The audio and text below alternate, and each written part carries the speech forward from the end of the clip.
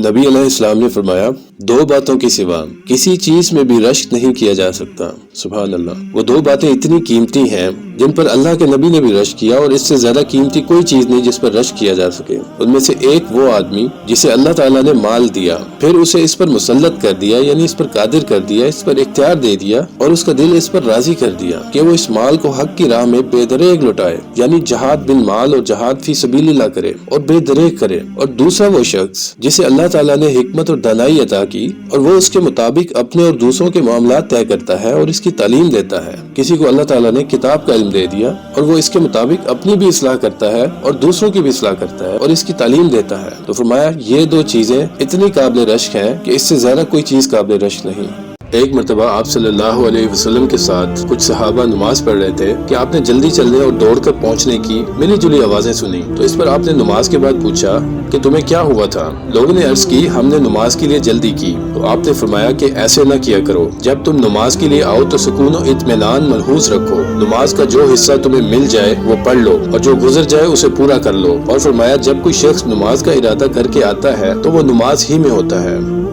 ایک مرتبہ نبی اکرم صلی اللہ علیہ وسلم کے کچھ ساتھیوں نے آپ سے عرض کی، اے اللہ کے نبی، زیادہ مال رکھنے والے اجر و ثواب لے گئے، وہ ہماری طرح نماز پڑھتے ہیں، ہماری طرح روزے رکھتے ہیں اور اپنی ضرورت سے زائد مالوں سے صدقہ کرتے ہیں جو ہم نہیں کر سکتے۔ تو اس پر آپ نے فرمایا، کیا اللہ تعالیٰ نے تمہارے لیے ایسی چیز نہیں بنائی جس سے تم صدقہ کر سکو؟ بے شک ہر دفعہ سبحان اللہ کہنا صدقہ ہے، ہر دفعہ اللہ اکبر کہنا صدقہ ہے، ہر دفعہ الحمدللہ کہنا صدقہ ہے، ہر دفعہ لا الہ الا اللہ کہنا صدقہ ہے، نیکی کی تلقین کرنا صدقہ ہے، برائی سے روکنا صدقہ ہے، اور بیوی سے مباشرت کرتے ہوئے تمہارے عضو میں صدقہ ہے۔ صحابہ کرام نے پوچھا، اے اللہ کے رسول، ہم میں سے کوئی اپنی خواہش پوری کرتا ہے تو کیا اس میں بھی اجر ملتا ہے؟ تو اس پر آپ نے فرمایا، اگر وہ جائز طریقے سے حلال جگہ پر پوری کرتا ہے تو اس کے لیے اجر ہے۔ حضرت ابو ذر رضی اللہ عنہ نے نبی صلی اللہ علیہ وسلم سے روایت کی کہ آپ نے فرمایا، صبح کو تم میں سے ہر ایک شخص کے ہر جوڑ پر ایک صدقہ ہوتا ہے، بس ہر ایک تسبیح ایک دفعہ سبحان اللہ کہنا صدقہ ہے، ہر ایک تمہید الحمدللہ کہنا صدقہ ہے، ہر ایک تحلیل لا الہ الا اللہ کہنا صدقہ ہے، ہر ایک تکبیر یعنی اللہ اکبر کہنا بھی صدقہ ہے، اور کسی کو نیکی کی تلقین کرنا اور برائی سے روکنا بھی صدقہ ہے، اور ان تمام امور کی جگہ 2 رکعتیں جو انسان چاشت کے وقت پڑھتا ہے کفایت کرتی ہیں۔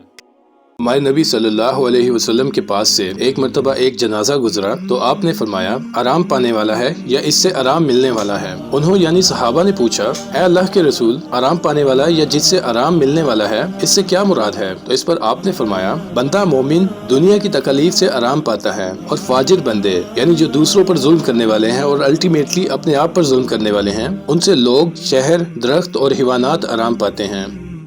اللہ کے رسول صلی اللہ علیہ وسلم سے روایت کی گئی، آپ نے فرمایا، کسی عورت کے ساتھ 4 باتوں کی بنا پر شادی کی جاتی ہے، اس کے مال کی وجہ سے، اس کے حسب و نسب کی وجہ سے، اس کی خوبصورتی کی وجہ سے، اور اس کے دین کی وجہ سے۔ اور آپ نے دین والی کو سب سے زیادہ پسند فرمایا اور کہا، تم دین والی کے ساتھ شادی کر کے ظفرمند بنو، یعنی کامیابی حاصل کرو، تمہارے ہاتھ خاک آلود ہوں، یعنی 5 انگلیاں گھی میں ہوں۔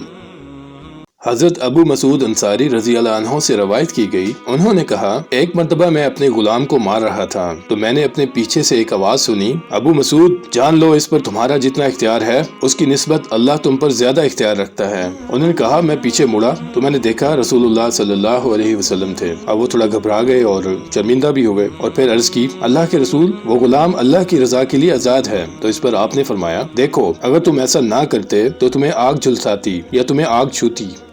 حضرت ابو ہریرہ رضی اللہ عنہ سے روایت کی گئی کہ حضرت فاطمہ رضی اللہ عنہا ایک خدمت گزار کنیز مانگنے کے لیے نبی صلی اللہ علیہ وسلم کے پاس آئیں اور آپ سے کام کی شکایت کی، تو آپ نے فرمایا، تمہیں خدمت گزار تو ہمارے ہاں نہیں ملا، اور مزید فرمایا، کیا میں تمہیں ایسی بات نہ بتاؤں جو تمہارے لیے خدمت گزار سے بہت بہتر ہے؟ حضور نے فرمایا، جب تم بستر پر جاؤ تو 33 بار سبحان اللہ کہو، 33 بار الحمدللہ کہو، اور 34 بار اللہ اکبر کہو۔